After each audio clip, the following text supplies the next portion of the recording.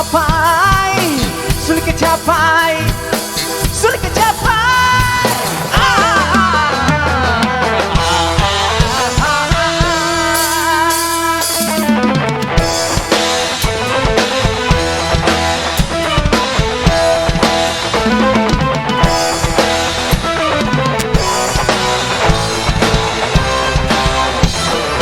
Sulit ke capai kejayaan dalam hidup ini.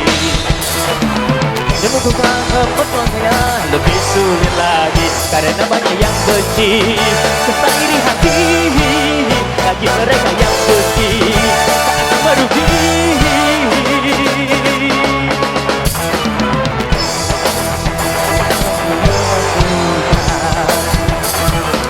Demi capainya tujuan semua dikorbankan. Ada tanda yang dibenci tak berharga lagi. Bagi mereka yang benci tak akan merugi.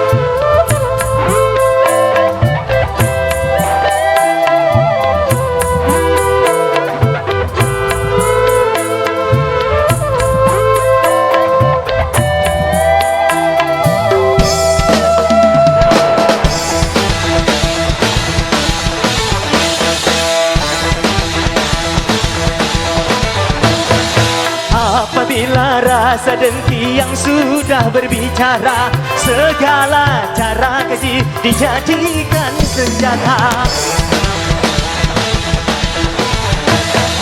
Berhembuslah pada fitnah dari segala arah, tujuan yang memutuskan segala ikatan.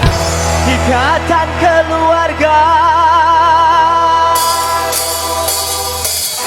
ikatan dengan umat, ikatan dengan semuanya. Ha, ha, ha.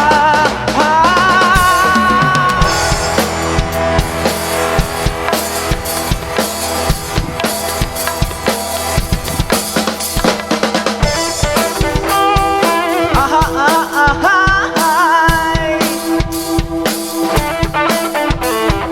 Aha, aha, aha.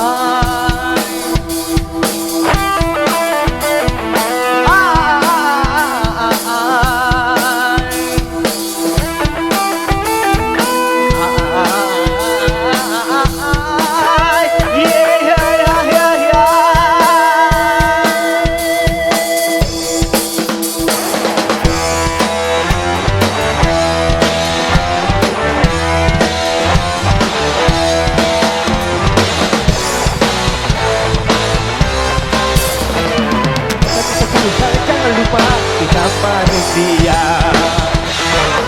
ini cuma bisa berencana, kita berusaha. Namun jangan kau biarkan itu berlahan.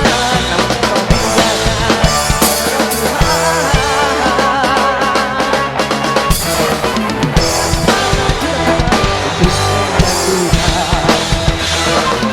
demi capainya tujuan semua dikorbankan.